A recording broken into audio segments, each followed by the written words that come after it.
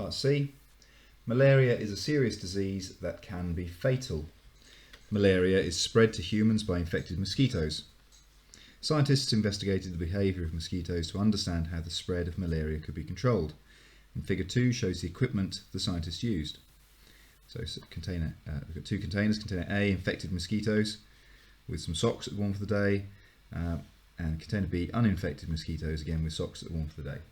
Okay, so this is the method used. 30 mosquitoes infected with malaria, so that's the difference between the two pots. Placed there.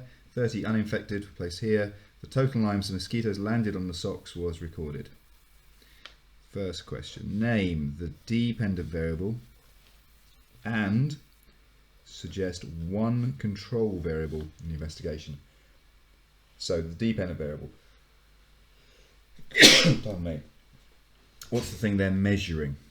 Well, they changed the infected and uninfected, okay, and they measured the total number of times mosquitoes landed on the socks. So I'm just going to write that in. Total number of times mosquitoes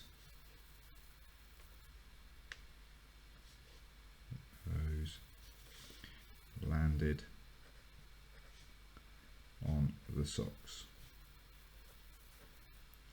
Okay, well, what sorts of things did they control? Okay, control variables, remember, are things you keep the same. Okay, to make sure it's fair. So what have we got? Well, there's loads of things it could be. There's the number of containers. They had 30 mosquitoes in each one. They had the socks worn for a day. So the number of how long the socks been worn for. Same types of the size of the container, the same types of socks, the amount of time. So they control the amount of time. I'm trying to see where it says that, but presumably they did.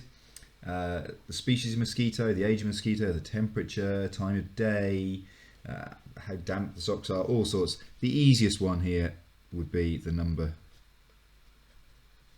of mosquitoes. Mosquitoes in each container. Be careful here with a phrase that students often use is the equipment.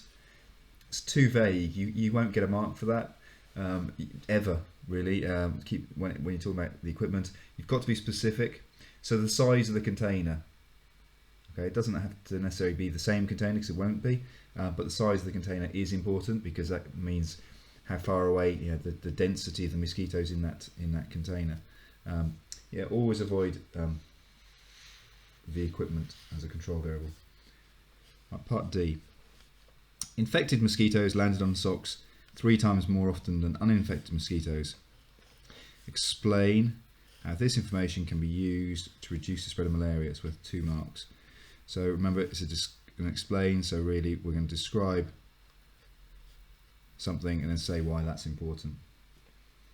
Okay, so infected mosquitoes landed on the socks 3 times more often. Okay, so they're landing. They're landing on those on the socks more often. So it depends what you want to do, really. Do you want to? You can either try and catch. So how it might be used? Well, you could either catch mosquitoes. So the first thing is describe what happened. Well, infected mosquitoes, they seem to are attracted to worn socks.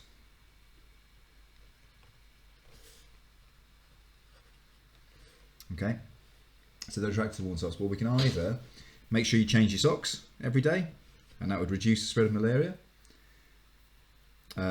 Or potentially you could use the worn socks to catch infected mosquitoes, couldn't you? So I'm going to say use smell from worn socks to trap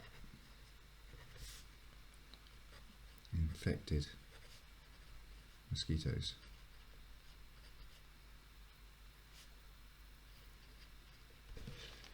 Okay, I'm saying the smell may not be the smell. Maybe we should just use worn socks, but that would certainly that would get the mark.